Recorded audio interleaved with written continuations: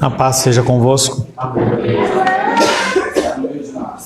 Amém. Louvamos a Deus pelo privilégio que o Senhor nos dá de estarmos na sua casa, enquanto milhares de milhares, milhões de milhões de cristãos ao redor da terra não podem se assentar para ouvir a palavra, porque podem ser mortos, podem ser perseguidos. Nós temos esse privilégio. Muitas pessoas não dão este valor, até que esse privilégio lhes seja tirado. Enquanto isso, vamos louvando, adorando e bendizendo o nome do Senhor.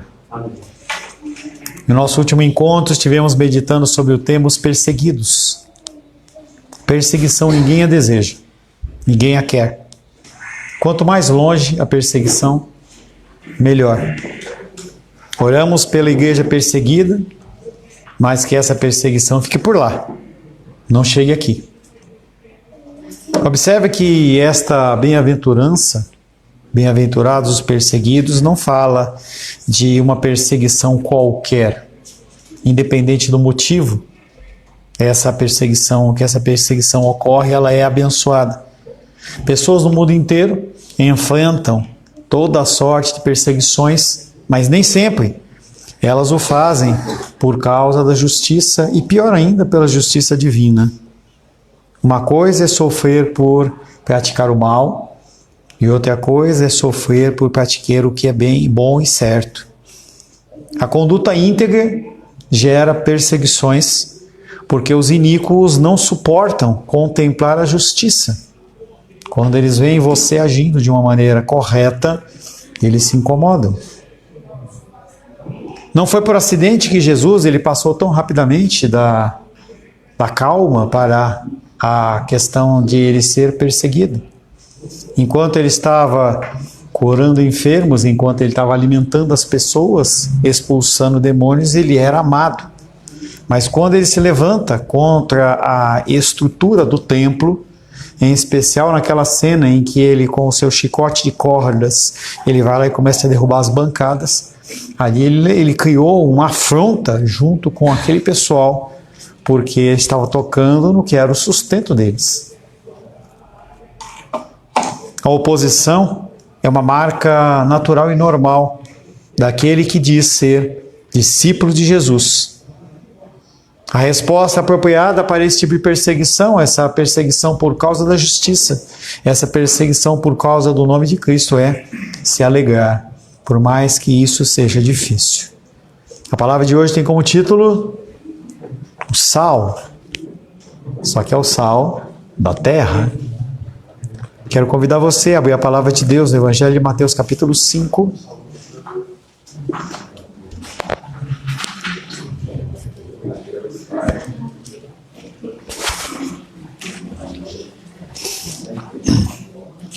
Evangelho de Mateus, capítulo 5. Nós vamos ler do verso 13 em diante. Evangelho de Mateus, capítulo 5, versos 13 em diante. Assim diz a palavra de Deus: Vós sois o sal da terra. Ora, se o sal vier a ser insípido, como lhe restaurar o sabor? Para 5:13. Vós sois o sal da terra. Ora, se o sal vier a ser insípido, como lhe restaurar o sabor? Para nada mais presta, senão para ser lançado fora, ser pisado pelos homens. Vós sois a luz do mundo. Não se pode esconder a cidade edificada sobre um monte, nem se acende uma candeia para colocá-la debaixo do alqueire, mas no velador, e alumia todos os que se encontram na casa. Assim brilhe também a vossa luz diante dos homens, para que vejam as vossas boas obras e glorifiquem ao vosso Pai que está nos céus. Palavra do Senhor. Amém? Senhor, te louvamos, te adoramos e bendizemos pela tua graça sobre as nossas vidas, por essa palavra que foi lida. Precisamos de entendimento, precisamos de direção. Peço, Pai, que o Teu Espírito seja sobre nós, para que nós possamos entender o recado santo do Senhor, e que o Senhor possa, Pai, me utilizar como instrumento da Tua vontade nesta noite, Ora em nome de Jesus. Amém. Podem se assentar.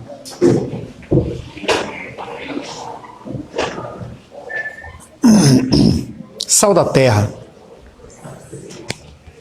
A comida, por mais que ela seja saborosa, fresca, se ela não tiver sal, ela fica sem graça. Eu lembro que na época que a titia ainda estava conosco, só pega o inário da Júlia, porque ela está brincando com o inário, esse inário vai desfacelar todo. E a titia, ela tinha problema de pressão, e ela tinha tolerância zero para o sal, mais do que o médico mandava. E eu lembro que várias vezes a Rô fazia comida para ela, porque chegou um momento em que ela não conseguia mais fazer o seu alimento. E vira e mexe, a gente acabava provando aquele tipo de alimento, e era uma coisa extremamente sem graça. Jesus, ele vem falando, depois de falar de todas as bem-aventuranças, ele começa uma mudança sutil nesse discurso que continua sendo o discurso do monte. No início, as bem-aventuranças, elas apresentam uma série de bênçãos e graças sobre aqueles que agem de determinadas formas. Então, se eu sou uma pessoa, voltando aí às bem-aventuranças, se eu sou uma pessoa que sou humilde, eu herdo o reino dos céus. Se eu sou uma pessoa que chora, eu sou consolado. Se eu tenho fome e sede de justiça, eu sou farto. E ele começa a mostrar que existem consequências dentro do nosso agir. Mas a partir do verso 13 ele começa a mudar, e aí ele não fala mais de bênçãos, mas ele fala de responsabilidades. Cobranças sobre a minha vida e sobre a sua vida. O verso 13, ele vem depois do verso 12, não só numericamente, mas depois de ter se criado toda uma base. A pessoa ela não vai entender e nem vai conseguir aplicar responsabilidades se ela não sabe quais são elas. Agora ele deixa de pronunciar as bênçãos e passa então a falar das responsabilidades. Vós sois o sal da terra. Se o sal vier a ser insípido, sem gosto, sem sabor, como lhe restaurar essa propriedade? Para nada mais presta senão para ser lançado fora, pisado pelos homens. Ele dirige essas palavras aos discípulos, aquelas pessoas que estavam junto dele ouvindo ali no monte, que tinham acabado de ouvir as bem-aventuranças. Jesus, ele não falou essas palavras em vão, não falou por mais, porque estava com fome, não. Ele usa um título honroso para mostrar o que as pessoas elas têm que fazer, como que eu tenho que agir. Não é apenas um elogio. Como que nós temos que agir? Será que você, de posse desses ensinamentos das bem-aventuranças, você tem que fazer o que com isso? Você se torna mais capacitado, você faz um curso de marketing, você faz um curso de mecânica, você faz um curso de computação, você faz um curso de inglês, e você vai fazer o que com isso? A pessoa estuda, ela coloca o que em prática? São eternos estudantes. Gostam de colecionar nas suas paredes diplomas, mas elas não colocam nada em prática. Jesus está falando sobre isso. O que você vai fazer com as bem-aventuranças que você acabou de aprender? Esse sal, ele é colocado como uma metáfora. A metáfora é uma figura de linguagem em que ele usa um elemento para exemplificar outro, para facilitar a você agregar o pensamento com aquilo que está sendo falado. Então, quando ele falava de sal, as pessoas elas tinham uma série de entendimentos em relação ao que se usava o sal. Jesus Cristo ele usa essa metáfora do sal porque ele considerava a sua função principal no mundo antigo. Esse elemento era usado para dar gosto ou sabor dos alimentos, tal como hoje. Mas uma função que nós não temos nela hoje chama-se conservação dos alimentos. Dificilmente uma casa não tem uma geladeira. Então tá lá a geladeirinha, você chega, você pede o seu lanche, pede o negócio, coloca lá, tudo certinho. E aí ele fica preservado por mais tempo. Se você compra um alimento congelado, você tira lá do freezer do mercado, quando você chega em casa é o primeiro alimento que você vai lá e coloca no freezer, a menos que você for descongelar para você comer. Mas naquele tempo não tinha isso. E eles utilizavam o sal. O sal era usado para isso. As pessoas de antigamente usavam o sal para impedir que a comida ela se estragasse. Uma outra finalidade do sal, ou utilização do sal, era provocar a sede. Interessante Jesus ele falar sobre a condição do sal, porque o sal ele traz sede, mas não sede no sentido natural que nós conhecemos. Falando um pouco a respeito desse sabor do sal. O nosso Senhor aplica esta comparação aos discípulos e, por consequência, a mim e você que ouvimos a palavra nos dias de hoje. Essas pessoas, tanto os de lá como os daqui, têm como função trazer sabor a esse mundo. E a gente tem percebido que a falta de cristãos verdadeiros faz com que essa sociedade ela esteja totalmente deteriorada. Ela está apodrecida. A gente vê toda sorte de maluquices acontecendo e outras muitas mais irão ocorrer. E outras, muitos mais, não vão chocar você, porque você vai estar acostumado com isso. Ficamos chocados com o pastor de calcinha e peruca, mas daqui a pouco isso vai ser uma coisa normal. Vira um meme, vira uma piadinha aqui, e daqui a pouco isso vira algo normal. Talvez ele abra uma igreja para os pastores que usam peruca e calcinha, e vai ser lotada. Porque as pessoas elas procuram uma forma de se identificar com uma coisa, mesmo que ela seja bizarra. Nós devemos ser o tempero que torna a vida mais saborosa. Nós como indivíduos dentro do lar, nós como indivíduos dentro do trabalho, nós como indivíduos dentro da sociedade, da escola, nós temos que fazer a diferença. Semana que vem, se Deus o permitir, nós vamos falar sobre a condição da luz, que é a mesma coisa do sal. Essa ideia de que nós temos que fazer a diferença. Você não pode começar semana após semana, ouvir uma palavra do Senhor e você começar na mesma batida durante a semana e não mudar em nada. Tem que gerar no seu coração alguma coisa. Mas o que tem acontecido com a igreja em geral é que as pessoas entram, ficam emocionadas, levantam suas mãos em adoração, mas voltam novamente às suas velhas práticas, porque é a coisa que eles conhecem. Os cristãos, eles não são chamados a se retirar do mundo, fisicamente e espiritualmente, mas é o que tem acontecido. Você vai num local, você vai numa festa, e você se porta exatamente como as pessoas que são do mundo. Você se porta exatamente como você era antes de Cristo. Isso é a coisa mais comum que tem, é o esperado em relação a isso. Você chegar numa festa em que há a bebida e há toda coisa lá, as pessoas vestidas de uma forma totalmente sensual, aquilo não incomoda mais e você participa dali dando um monte de risada e está tudo bem, porque você não quer ser constrangido. E isso é retirar-se do mundo. As pessoas estão ali em trevas, estão enfermas, você tem o medicamento, você tem o remédio, mas você prefere se misturar com elas. Porque você não quer ser identificado como cristão. É exatamente como Pedro fez. Pedro olha para Jesus, para aquele povo lá e fala assim, eu? Cristão? De jeito nenhum. E a palavra diz que ele praguejou, ele falou palavrão, ele xingou. Esse miserável, esse maldito. Ele falou essas coisas. Talvez você não fale, mas você age dessa maneira. Quando você está em qualquer tipo de evento. Está lá na academia do Moisés, está lá na loja do Felipe, está lá na loja do Wallace, nos clientes do Nicolas, está lá com a loja da Esther, onde quer que seja, você age como? Você age como cristão, sal da terra? Ou você age como aquele sal que não salga nada? Porque se você não salgar, você não é a pessoa que é correta, a pessoa que é aceita, a pessoa que é amada.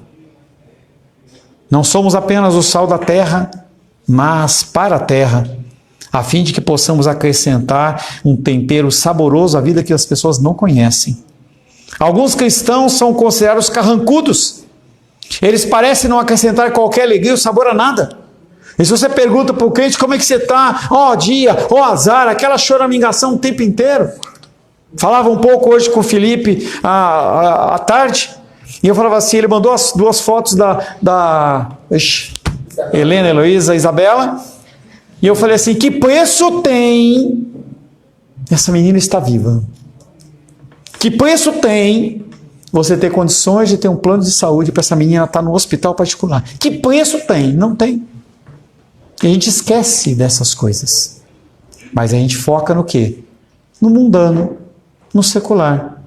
A gente foca nessas coisas. E as pessoas não conseguem ver em nós o cristianismo. Como que você está, Felipe? Eu estou maravilhoso. A minha filha está viva. Eu tenho condições de estar lá.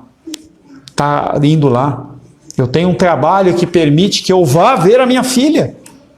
Eu não posso ir lá só de fim de semana. Não, eu posso ir segunda, eu posso ir terça, eu posso ir quarta. Eu defino o meu horário. Isso é privilégio. Isso é bênção. Então essas pessoas que são carrancudas, elas fazem com que o cristianismo ele seja colocado em menor monta. Essas pessoas parecem que não são cheias de amor, não são cheias de vida, não contagiam ninguém com nada, a não ser com amargor. Algumas décadas atrás, uma autora cristã escreveu um best-seller chamado Fora do Saleiro. E ela começava exatamente falando, agora que você viu? Ela falava, como que o cristão, ele pode ser alguém que salga se ele não sai do saleiro? E o título é interessante, porque você pode estar cheio de conhecimento no seu coração. Você pode falar de salmos, você pode... Hoje eu estava lá com a Rô, e aí a Rô começou a falar alguns salmos. Ontem o Alice falou quando que a gente vai voltar novamente a decorar salmos. Mas será que alguém colocou em prática os salmos que nós decoramos? Será que em meio às lutas e dificuldades você aplica os salmos ou você começa a chorar? Não me ama, não cuida de mim, não faz... Porque isso não é aplicar os salmos. E essa escritora, ela vem falando como que nós vamos salgar algo se a gente não sai do saleiro. Jesus está dizendo que nós devemos ser o sal que sai do saleiro. Para que o sal seja útil, ele deve ser utilizado. Você vai lá fazer uma comida saborosa e a pessoa vai experimentar, está sem gosto de nada. O sal está lá, mas você não usou. A comida fica sem graça. A Rô fez uma comidona lá saborosa hoje. O arroz estava meio sem sal. Fui lá e coloquei um pouco de sal. E a Luísa olhou para mim e falou assim, sal para quê? Eu falei, para arroz, só eu que estava comendo arroz. O arroz está sem graça. Está faltando um pouquinho de sal. Será que o nosso diálogo com as pessoas não está faltando sal? Será que a nossa conversa com os nossos entes queridos não está faltando um pouco de sal? Entenda que o sal, ele pode ser uma coisa que seja até agressiva para pessoas que têm problema com o sal, que são os iníquos. Então, se a Rô na época fizesse qualquer tipo de comida e colocasse 1 milésimo de sal na comida da minha tia, ela falava assim, está salgado, está ardendo a língua. Mas será que a gente não acostuma com esse sal? Será que se você não começar a agir de uma maneira correta, falando dessa comida, que é essa comida saborosa, com o tempero correto, essas pessoas que não estão acostumadas a comer a comida salgada do Evangelho, elas não vão se acostumar? Ou você prefere continuar vivendo a sua vida quase mundana, para que ninguém te incomode e você não seja incomodado? E eu digo para vocês, dentro da função comercial que vocês têm, é mais difícil ainda. Eu olho às vezes lá, às vezes não, olho sempre, né? Mas eu olho lá as postagens do Moisés, vira e mexe, ele está lá falando das escrituras sagradas com as crianças, com as pessoas que estão lá. É totalmente em contrassenso com o esporte e o que ele trabalha. A violência, a agressão, mas com a medida do tempero de Cristo. Mas E se você, na sua loja, você começar a se posicionar? Outro dia uma moça chegou e falou assim para a Rosângela, eu quero um pedido de tantos pães, tão não sei o que e tal, mas eu quero que seja entregue no... Ela pegou? Se você quiser, eu te entrego sábado. Se você quiser, eu te entrego na segunda. Domingo eu não trabalho. Se você fizer isso, será que você vai vender mais, vai vender menos? São todas questões que passam dentro do nosso coração. Será que se eu começar a trazer, colocar uma faixa aí na frente e colocar assim, campanha das 7 semanas de libertação, eu vier vestido de branco, será que vai ter pessoas? Será que eu fizer uma pesquisa de marketing, querendo saber o que é que tem aqui na redondeza que as pessoas precisam? Será que eu não vou atrair pessoas? Mas será que eu vou estar sendo fiel ao Senhor? Será que você está sendo fiel ao Senhor? Será que você está sendo sal da terra? Uma empresa norte-americana, fabricante de sal, tem um slogan que traduzido mais ou menos é assim: funciona até debaixo d'água. É uma frase interessante. É um slogan interessante. Só que ele é um slogan mentiroso. Porque se você pegar um sal como esse e você deixar ele úmido, você pode sacudir que ele não vai sair nada. Você pode fazer o que você quiser. Então aquele sal do cara não funciona debaixo d'água. Qualquer umidade faz com que você fique ali sacudindo para ver se sai. E não sai. É uma atitude mentirosa. Sabemos o que acontece quando usamos o saleiro em um ambiente muito úmido. Nem o melhor sal sai da embalagem sem apenas ser agitado. E talvez seja isso que Deus está fazendo com você. Faça comigo. Deus, ele agita a gente para que a gente possa despertar. Essa palavra da bem-aventurança, ela vale para você, mas ela vale para mim também. E eu tenho buscado de Deus o que fazer. O que fazer para atrair pessoas? Será que eu estou cumprindo? Será que é o propósito de Deus a gente estar com o nosso grupo? Será que ele, se eu fizer algo bendito do Senhor, vai mudar algo? Eu tenho buscado. Eu tenho feito o meu tempo de jejum, tenho feito o meu jejum de domingo para segunda, tenho estendido o meu tempo de oração, tenho buscado a direção de Deus, o que fazer, como agir. E ele agita. Ele faz com que o coração ele fique temeroso. Ele cria situações na minha vida e na sua vida para que você desperte naquilo que você está fazendo. Será que eu vou continuar nesse caminho? Será que eu estou sendo sal? Função do sal. Mais importante ainda do que a ideia do sabor é a conservação que o sal faz. Esfregar um pouco de sal na carne faz com que ela demore para se deteriorar. Eu gosto muito de televisão. Basicamente, é um programa que eu e a minha esposa temos, em que nós gostamos de ver séries. Algumas eu vejo sozinho, outras eu vejo com ela. Então, eu estava vendo uma série lá, em que a pessoa ela vivia num ambiente inóspito, e ela tinha que caçar. E aí, ao caçar o animal, ela tinha aquela primeira refeição saborosa, mas ela ainda ia ter que ficar vários dias no programa. E aí ela tinha que fazer alguma coisa para que aquela carne ela perdurasse. E aí a pessoa começa de alguma maneira a fazer o quê? Algum tipo de artimanha, se tivesse num clima lá que tivesse uma água salgada, tentar pegar um pouco daquela água, ferver, para tentar pegar aquele sal e passar na carne, para que aquilo perdurasse, ele pudesse ter aquele alimento saboroso por muitos dias. Conservação necessária. Uma das tarefas da igreja é impedir que esse mundo se destrua, se acabe. Nós temos visto o mundo se acabando. Te falei hoje pela manhã, nós estamos às beiras de uma guerra, aqui no nosso quintal.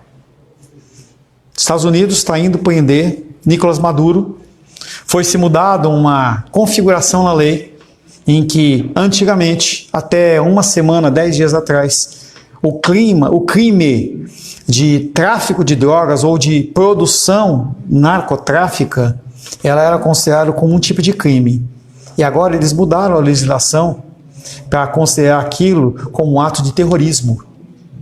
Ou seja, independente de você concordar ou não concordar, em você achar que é certo ou não certo, os Estados Unidos ele está tomando medidas para que pare de vir entrar drogas naquele país. E eles vão tentar cortar a cabeça pela raiz. E uma delas chama-se Nicolás Maduro, em que ele fala, eu não sei, ele fala que ele é o líder de um grande cartel da Venezuela e ele vai buscar o cara. Tem destroyers, porta-aviões e todo um equiparato de guerra chegando na costa da Venezuela. E se ele invadir a Venezuela, pode ser que países como o Brasil se posicionem contra os Estados Unidos e entrem na guerra também. Isso é possível, gente. É possível. E aí, queridos, você pode olhar para Nicolas, você pode olhar para Felipe, você pode olhar para Carlos, você pode olhar para o Wallace, talvez, não sei, o Wallace é mais velhinho, mais acabadinho e tal, e vai falar assim, você está convocado para participar dessa guerra. Acabou. Isso é possível. E porque o mundo ele está o quê? Sem pessoas que façam com que esse mundo ele seja temperado. É a falha da igreja. O cristianismo histórico é muitas vezes criticado por ter provocado guerras e dores intensas no mundo. Verdade. Você olha no Antigo Testamento, a gente estava falando lá fora. Eu, Carlos e o Moisés. A morte de civilizações inteiras por ordenança de Deus. A gente olha a Idade Média, a gente vê a figura do cristianismo invadindo cidades com o título das cruzadas, era aquela espada em forma de cruz, então eles iam destruindo porque tinham que construir. Entraram no Brasil através dos jesuítas matando o índio. Essa era a cultura, realmente isso é uma verdade. Mas, do outro lado, a gente vê o cristianismo levantando faculdades. Oi? A gente vê o cristianismo construindo faculdades. Não existia o ensino fora do contexto eclesiástico, padres e sacerdotes e nobres. Não havia. Ou você era rico e nobre, ou você era padre. Então você não sabia nem ler e escrever. Quem inventa as faculdades, as universidades são os cristãos. Grandes cristãos, eles participaram e criaram música, como a gente vê, não são músicas que são do nosso ambiente, músicas instrumentais como Bach, Vivaldi, são pessoas que são muito conhecidas dentro da música instrumental. A gente vê o cristianismo gerando pessoas como Elvis Presley, que se perde depois, Amy Winehouse e tantos outros homens e mulheres que eram cristãos, que nascem lá. A gente vê a figura do cristianismo trazendo artes, trazendo toda sorte de coisas, mas em algum momento eles se afastam. E aí a gente começa a ver, por exemplo, aquela condição do cara lá peladão lá no museu, e aquilo ali é arte. Por que aquilo passou a ser arte? Porque a igreja se afastou. Então, eu como pastor, ou eu como um administrador economista, eu estou dentro da minha sociedade e eu não mudo. Eu estou aqui fazendo os meus buquês, mas eu sou apenas mais um, eu não propago o evangelho. O que acontece é que o cristianismo, ele é maculado pela minha ação ou a minha falta de ação, minha e sua falta de ação. Foi a igreja cristã que introduziu as artes, música, pintura, literatura dentro do contexto do povo. Embora o Novo Testamento tenha sido escrito em uma época na qual a escravidão ainda estava em vigor, a gente pode ver a palavra em especial do Novo Testamento sendo contra o quê? A escravidão. Eles falavam contra a escravidão. A gente vê toda a questão das campanhas da fraternidade, que são campanhas que buscam cuidar de pessoas como órfãos e viúvas. Tudo isso nasce do cristianismo. Homens e mulheres que decidem ser sal da terra. Olham para a sua vida não apenas como uma vida temporal. Felipe vai fazer 31, a Estela acho que vai fazer 42, né? Dia 20? Não. Entendeu? Estamos aí num ciclo de aniversários. Eu tenho o dobro da idade do Felipe, quase. Olha que loucura. Dobro. Daqui a pouco eu não estou mais aqui. Essas coisas acontecem. O que é que você vai deixar de legado? O que você vai deixar de legado para o Joaquim, Nicolas? A van? Será que é isso que nós temos que deixar de legado para os nossos filhos?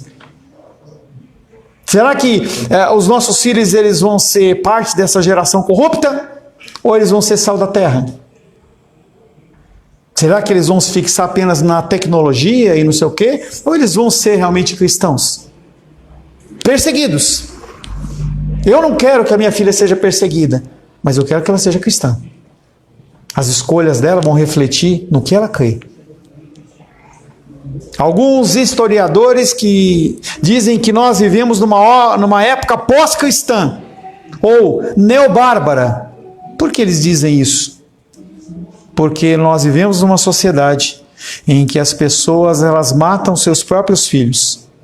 Há uma taxa de 1,5 milhão, 2 milhões de crianças mortas, abortadas por ano. Simplesmente porque a mulher engravidou. Eu não estou falando nada, não estou nem falando de estupro. Se você for ver estatisticamente, a quantidade de crianças que são provenientes de estupro é uma quantidade ínfima. Não estou nem falando disso. Eu estou falando de mulheres que engravidam num ato consensual de sexo e decidem que aquela criança vai estragar o seu corpo, vai estragar a sua carreira, elas decidem abortar. Isso não existe na cultura do século antigo, isso não existe na cultura egípcia, na cultura maia, você não vê isso. Haviam sacrifícios, existiam, mas não essa condição que as pessoas matavam de uma maneira irreverente. É a falta de cristãos que são o quê? Sal da terra. Tem igreja que defende o aborto. Igreja cristã ou pseudo-cristã. Enquanto a igreja tenta ser o sal para ajudar na preservação da cultura, a cultura faz tudo ao seu alcance para remover a influência da igreja e da corrente predominante da vida humana. Ou seja, por mais que você faça, o mundo quer desfazer. Estava dando esse exemplo, e como vocês foram aí no final do ano, eu tenho certeza que vocês lá na beira da praia tentaram cavar um buraco e conforme você cavava, a água vinha e jogava mais areia. Você não consegue, você não vence aquela condição. Mas nós temos que continuar tentando.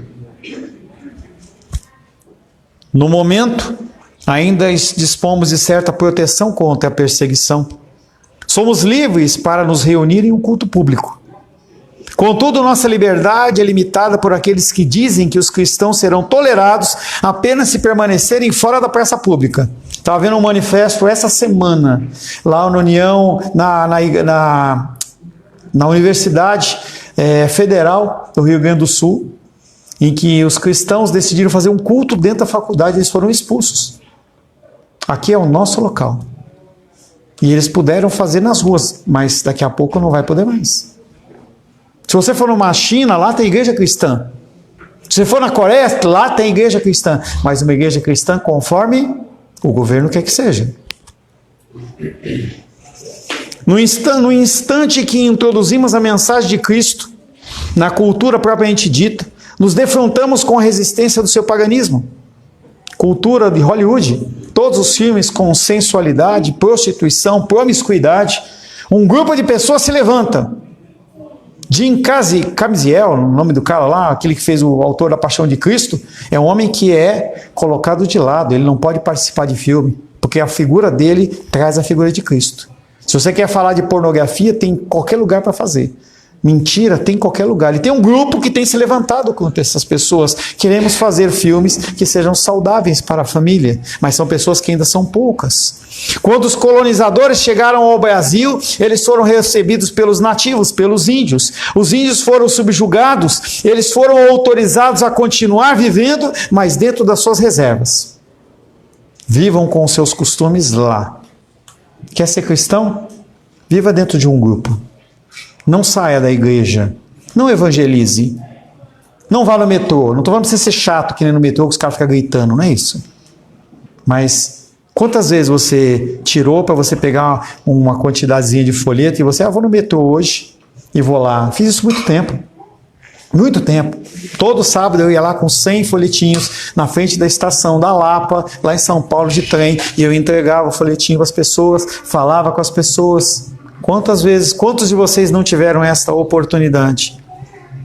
Se nós fôssemos sal como os discípulos, se nós nos arriscássemos com tanta ousadia nos lugares públicos como Paulo, na época da igreja primitiva, nós seríamos presos, açoitados, perseguidos.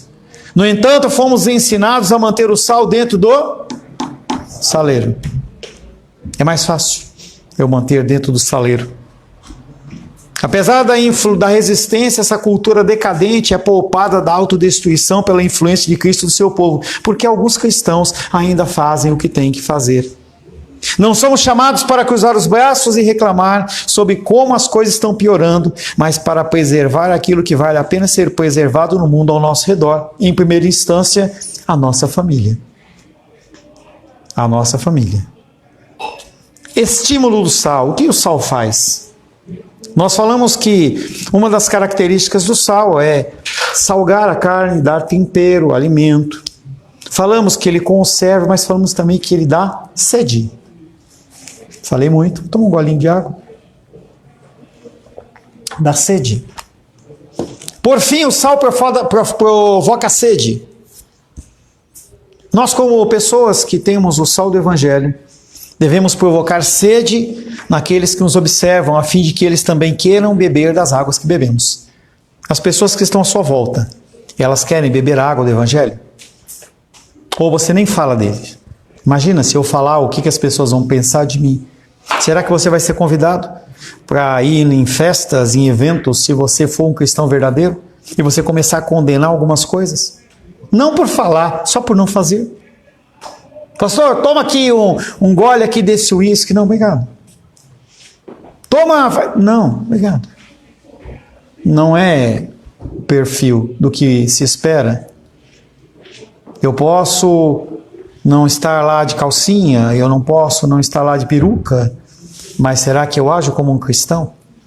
Eu espero e procuro ser uma pessoa que seja referência para você, por mais pecador que eu seja. Você não vai me ver fazendo estripulias. Por mais que às vezes eu tenha vontade, eu me controlo, porque eu sou tão pecador como você, ou pior. Jesus disse: se o sal vier a ser insípido, como lhe restaurar o sabor? É uma pergunta retórica, não tem como restaurar o sabor. A partir do momento que o sal perdeu o gosto, é jogar fora. É para pisar em cima mesmo. Como que o sal ele era extraído? A região onde havia ali, naquela região ali do Mar Morto, que a salinidade era extremamente alta, você não afunda, por isso que ele é morto, os peixes não conseguem viver lá. Tanta salinidade. E haviam charcos. O que são charcos? É como se fossem os mangues.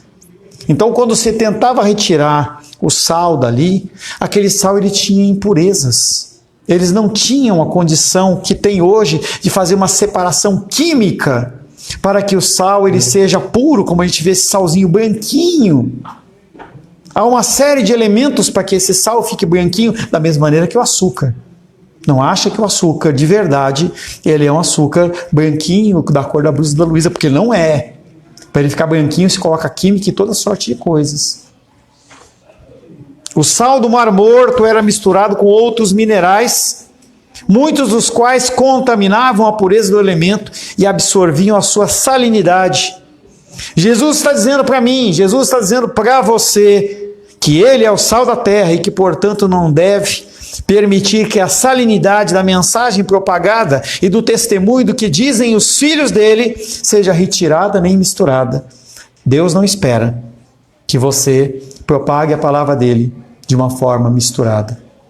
Quando a gente vê Jesus falando do fermento dos fariseus, ele fala exatamente disso. Cuidado, um pouquinho só de fermento leveda toda a massa. Um pouquinho só de um sal errado vai fazer com que a comida que você fala, ela seja sem sabor. Jesus está dizendo que os verdadeiros discípulos não perdem a sua eficácia. O sal não deve ser destruído por minerais contaminantes. Não permita que as coisas que não são do Evangelho se misturem com aquilo que você crê. Se não formos sal da terra, é porque talvez a gente não seja cristão. Será que você não é cristão de verdade? Algumas pesquisas mostram que as taxas de divórcio e aborto entre cristãos e entre não cristãos são as mesmas. Ou seja, tem tanto divórcio e tem tanto aborto dentro da igreja como fora. E essas pesquisas, elas tendem a fazer com que você duvide exatamente o que você não pode ter. Dúvida em relação ao que é o poder do Evangelho.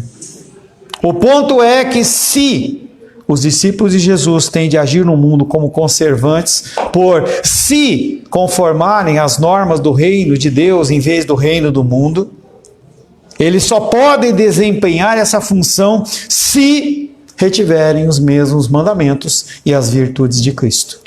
Se você não tiver no seu coração a palavra de Deus, você vai propagar qualquer outra coisa. O evangelho em que a Santa Ceia era uma Santa Ceia servida com hambúrguer e Coca-Cola, porque as pessoas elas se dão melhor. É um evangelho que fala que você tem que subir um monte, pagar 2, 3, 4, 8, 10 mil reais para subir um monte para você encontrar Jesus. É o evangelho que fala que a sexualidade ele é livre. É um evangelho que fala que você pode fazer o que você quiser dentro da tua casa, que você pode trabalhar o dia que você quiser, que você não precisa guardar o domingo, não precisa fazer nada, você vai na igreja quando você quiser. Esse evangelho está disponível para quem quer que seja. Mas esse evangelho, ele não salva o mundo, ele destrói o mundo. Destrói a tua casa, destrói a tua família, destrói o teu trabalho, destrói a sociedade em que você vive. Caso a sua vida não seja diferente da vida dos seus amigos seculares, todos nós temos. Se a sua vida ela não for diferente da vida dos seus amigos seculares, você precisa reavaliar se você realmente é um cristão. Ou se o cristianismo que pensava ter dentro de si, ele foi removido e presta apenas para ser pisado pelos homens. A maior prova do seu cristianismo é como você age lá no aniversário, na festa, no trabalho, na escola, no cinema. É lá que o teu cristianismo é avaliado, não por mim, mas pelo Senhor. E o Senhor ele vai olhar para muitas pessoas que se dizem cristãs e vai falar: eu nunca vos conheci. Porque eles continuaram querendo ser um sal dentro do saleiro. Envergonhados do Evangelho do Senhor.